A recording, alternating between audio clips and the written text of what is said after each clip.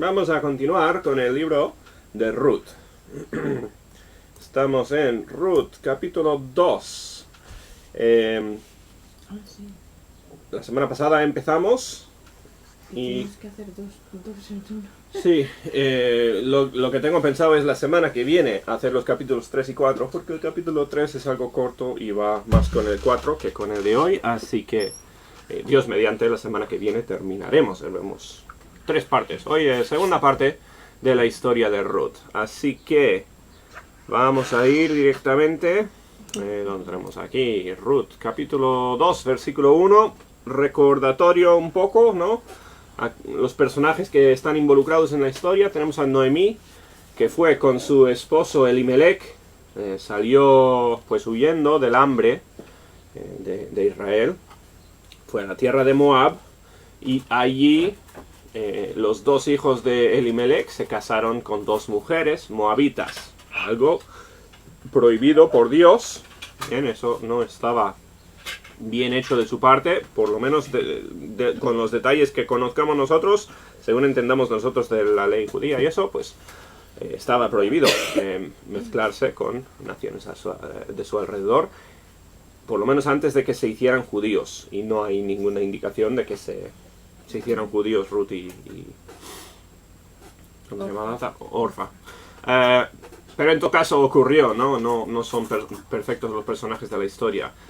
Después de irse a Moab, muere Elimelech, mueren los 2 hijos de Noemí, y se quedan estas 3 mujeres, pues, viudas. Noemí y sus 2 nueras, Ruth y Orfa. Ruth decide volver a Israel Noemí decide volver a Israel, y Ruth le dice que le sigue. Seguramente, en principio, uno para ayudar a cuidar de su suegra y porque se había convertido a servir a Jehová. Así que bueno, ahí les encontramos. Dice, capítulo 2, tenía Noemí un pariente de su marido, hombre rico de la familia de Elimelech, el cual se llama Boz. Tengo un segundo. Este Boz va a aparecer siempre con línea abajo. Listo. Un pariente entonces de la familia. Evidentemente pues eran judíos. Todos los judíos pues tenían sus... todos estaban pues relacionados por sangre. Y había un pariente que se llamaba Boz. Ruth, la moabita, dijo a Noemí: te ruego que me dejes ir al campo y recogeré espigas en pos de aquel a cuyos ojos hallaré gracia. Y ella le respondió: ve, hija mía. Esto es una cosa pues interesante, ¿no? De la cultura antigua en la que se encuentran estos personajes. Obviamente no había una estructura social para las personas pobres, las personas desoladas, como las viudas. No tenían pues ayudas de la seguridad social, no tenían formas de ir adelante, más lo que podían hacer ellos. Pero sí que en la ley de Jehová, o sea, en la ley de Moisés, estaban estipuladas normas para esencialmente que los pobres pudiesen encontrar lo mínimo para vivir.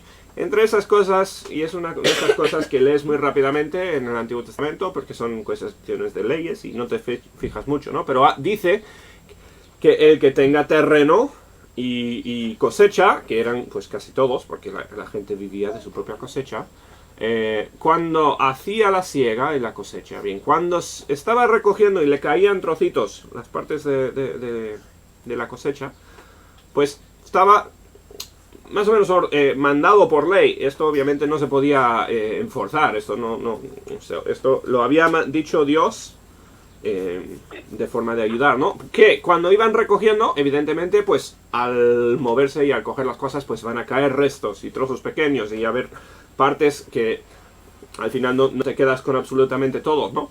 Y estaba estipulado, y esto, pues, igual tanto norma como sugerencia de lo que Dios esperaba de los judíos, ¿no?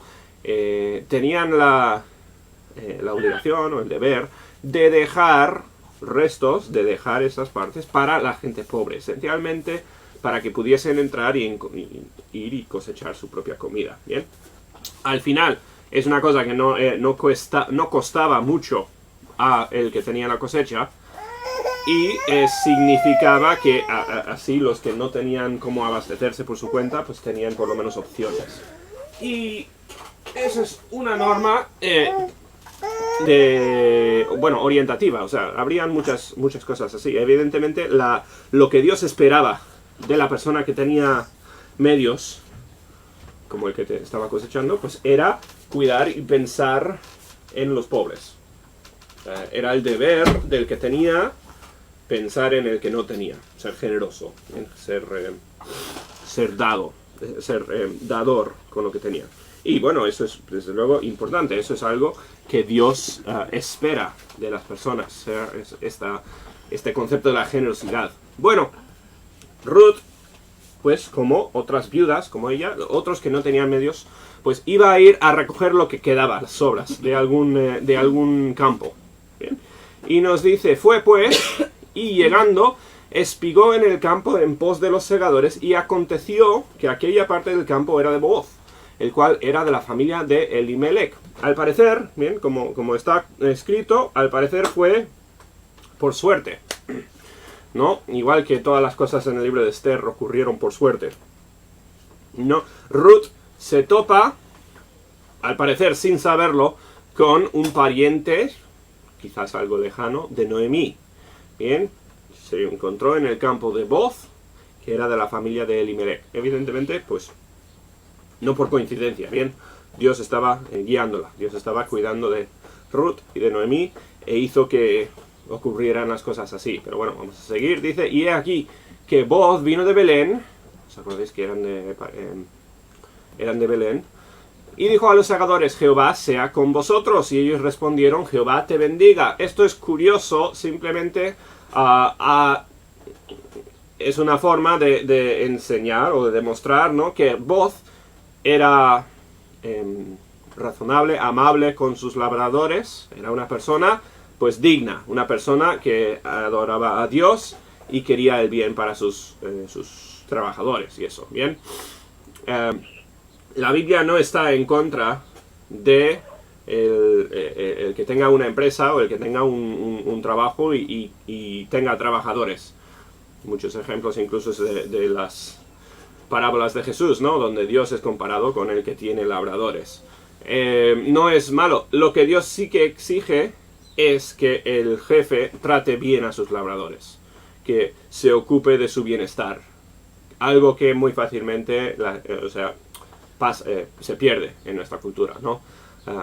Muchas veces el jefe, pues, piensa mucho más en sí mismo, evidentemente, que en sus labradores, y falla en eso. Bien, pero la idea de un jefe y labradores no es algo malo en sí. El jefe debería ser como Booz. Aquí simplemente está, pues, a modo casi de saludo, pero un poco más profundo, ¿no? Está demostrando que Booz tiene esta relación con sus trabajadores, les tiene respeto y les cuida, y además dice, versículo 5, y Booz dijo a sus criados, a su criado, el mayordomo de los segadores, ¿de quién es esta joven? Cuando vino a ver sus trabajadores, ve entonces a Ruth siguiendo detrás, recogiendo las espigas, recogiendo las cosas. Y acuérdate, ¿quién es Ruth? Ruth no es una judía. Bien, Ruth no es judía, es extranjera, es moabita. Bien, los moabitas y los judíos no son amigos, son enemigos. Y visualmente seguro que él reconoce que esta es una extranjera. Además es una mujer.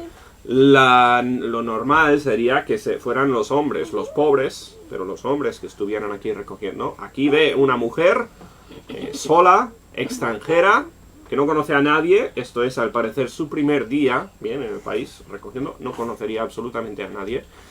Seguramente, pues, se le notaría en el aspecto y en su forma de comportarse, ¿no? Que no conoce a nadie. Está trabajando, está haciendo lo que puede para buscar comida porque tiene necesidad, pero está sola.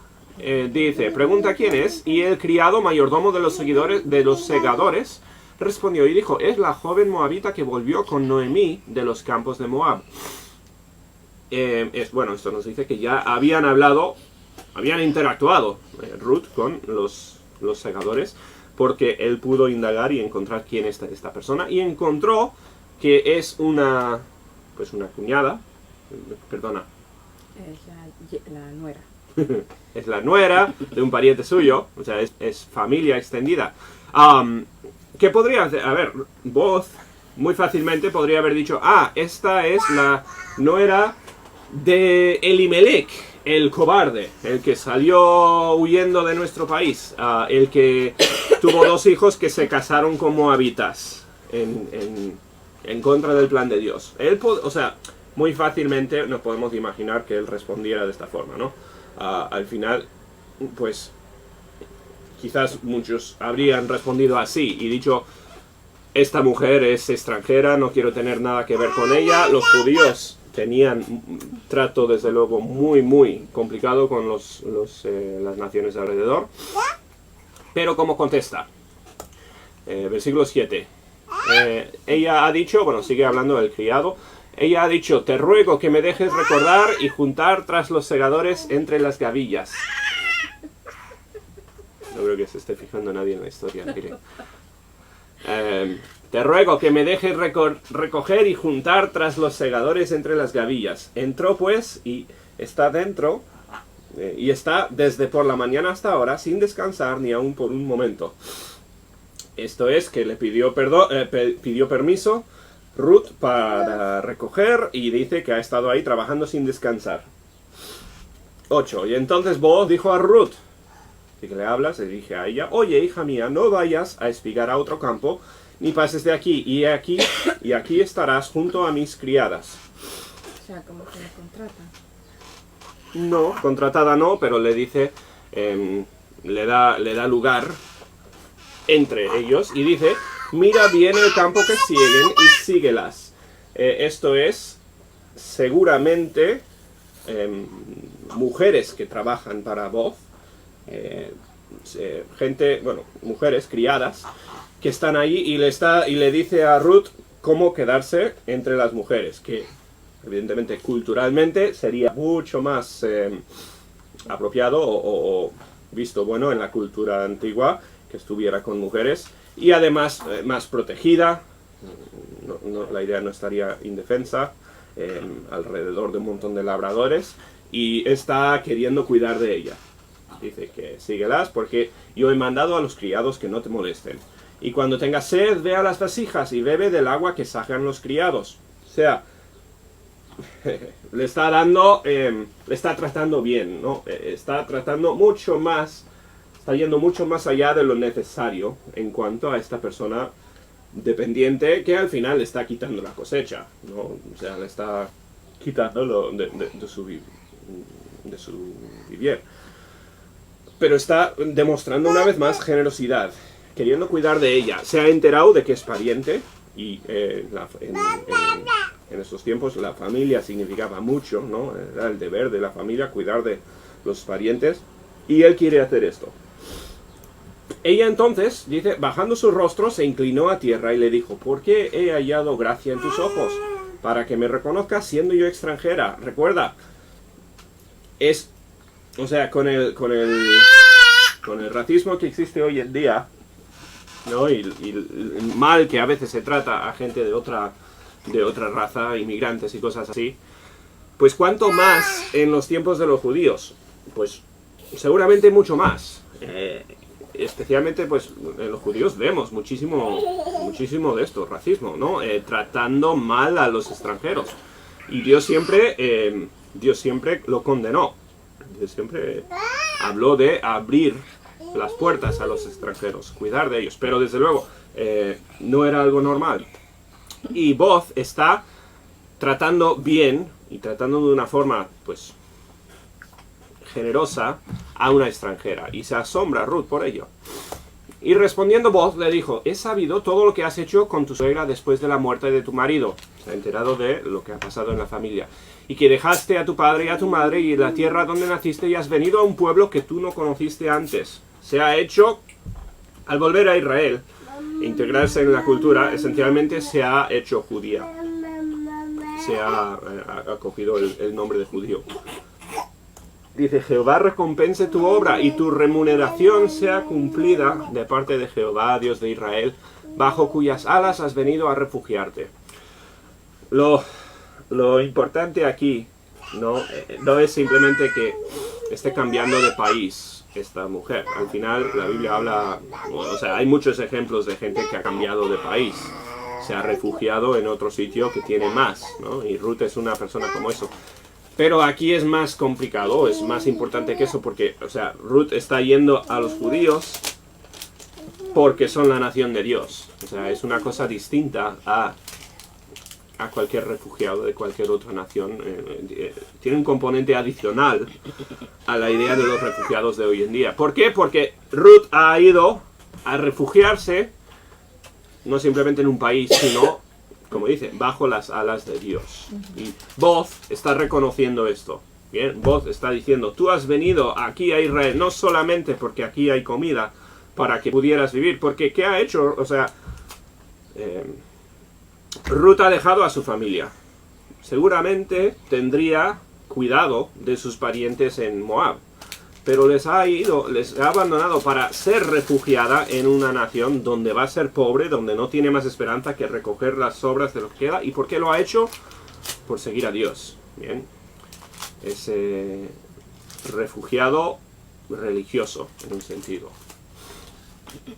Versículo 13. Y ella dijo, Señor mío, halle yo gracia delante de tus ojos, porque me has consolado y porque has hablado al corazón de tu sierva, aunque no soy ni como una de tus criadas. Forma de decir gracias esencialmente, ¿no? Está agradeciendo a Boz. Y Boz le dijo a la hora de comer, ven aquí y come del pan y moja tu bocado en el vinagre. Y ella se sentó junto a los segadores y él le dio del potaje y comió hasta que se sació y le sobró. Fíjate, otra vez, o sea, estamos viendo a Boz interesado, queriendo cuidar de una persona extranjera, una persona necesitada. Y bueno, los que conocéis la historia, pues sabéis, ¿no? Igual hasta dónde va esto. Y aquí empieza a surgir el amor y todas estas cosas. Esto se pone más interesante y romántica la cosa. Pero al inicio, lo que vemos de Boz es este interés en cuidar de los necesitados. Bien, y eso, y de ahí surge después el amor y todo. Boz no le está cuidando. Todas las indicaciones no es por su apariencia, no es simplemente porque está interesado. Boz está queriendo ayudar a una persona necesitada. Y le invita a que coma con sus siervos, a que tenga provisiones, agua, todo lo que necesite. Y seguramente esto lo hacía con la mayoría que venían, o por lo menos los que veía él que realmente eran muy necesitados. Yo me imagino. Versículo 15. Dice, luego se levantó para espigar, volvió al trabajo. Y Boz mandó a sus criados diciendo que recoja también espigas entre las gavillas, y no la avergoncéis, y dejaréis también caer para ella algo de los manojos, y lo dejaréis para que lo recoja, y no la reprendáis. Ahora ya está yendo más allá incluso. ¿Qué está haciendo? Ya está, al final está viniendo para recoger comida. Trigo y esto.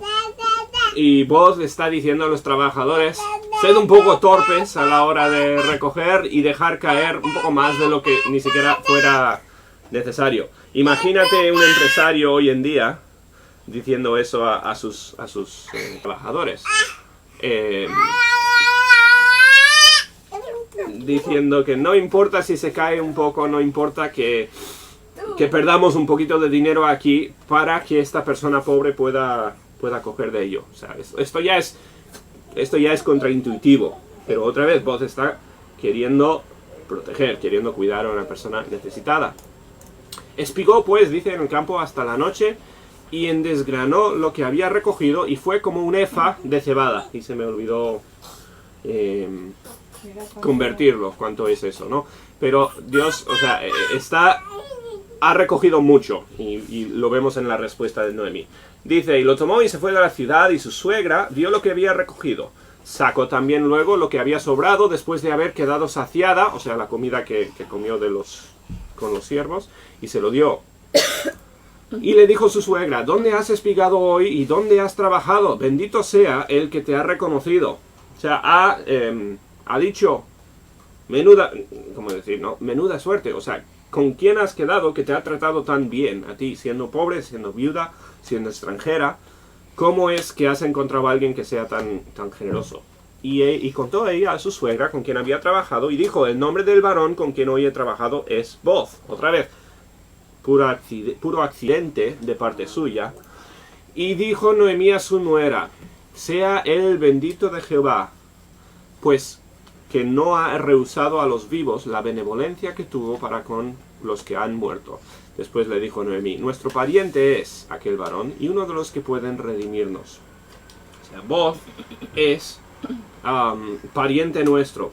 Otra cosa en la cultura antigua, ¿no? O sea, como digo, no había muchos medios para las viudas, para las personas necesitadas, ¿bien?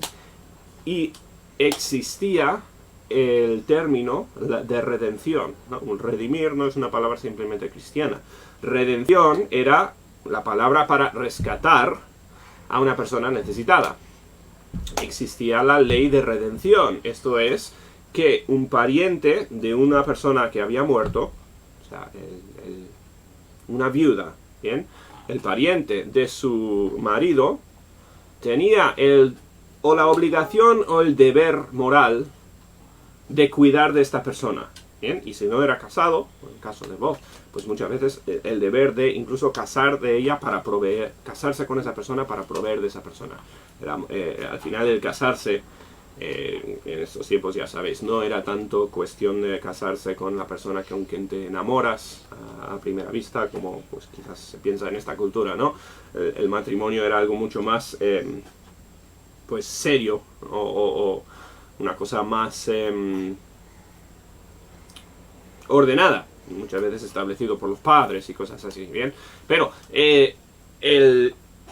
la ley de redención, el que podía redimir, era el que simplemente se podía tomar cargo de una persona necesitada. Y Noemí le dice, pues mira, Dios te ha dirigido a tal persona, este es familia nuestro y podría ser que nos redima. Ahora, una cosa es, esto es el deber moral de alguien, otra cosa es que lo vaya a hacer.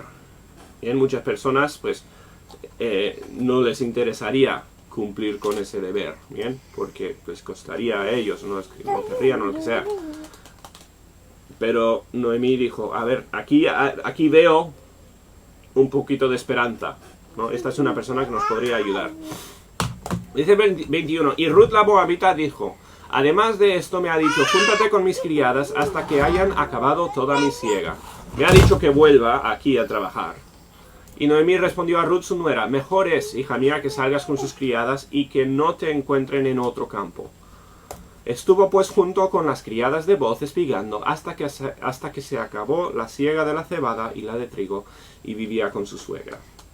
Entonces, Ruth vuelve, tiene más interacción evidentemente con los criados de Boz y con Boz mismo y con toda la familia, ¿bien? Pero igual que en el libro de Esther que vimos, esta historia no son cosas al azar que están pasando aquí.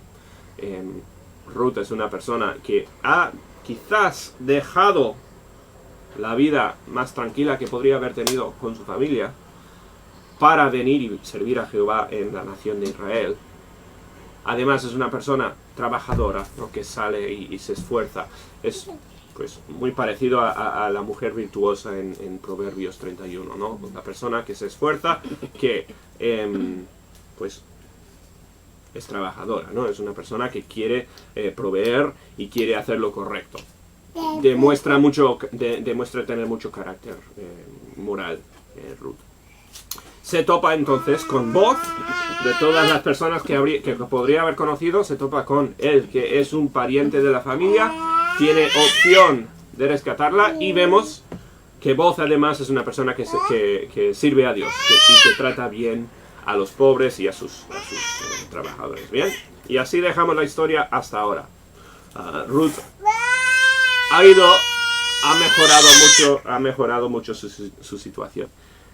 Ha ido de situación crítica a un sitio donde puede tener sustento. Bien, y bueno, ahí lo vamos a dejar. Eso sería Ruth capítulo 2. Aquí. Vamos aquí, otra vez. Uy, ¿qué pasa aquí? Bueno, es el Ruth capítulo 2, la semana que viene continuaremos y si Dios quiere terminaremos el libro, simplemente porque nos vamos la semana después. Dios bendiga, que tengáis muy buena semana y nos vemos el miércoles en la iglesia o el domingo por la mañana en la iglesia.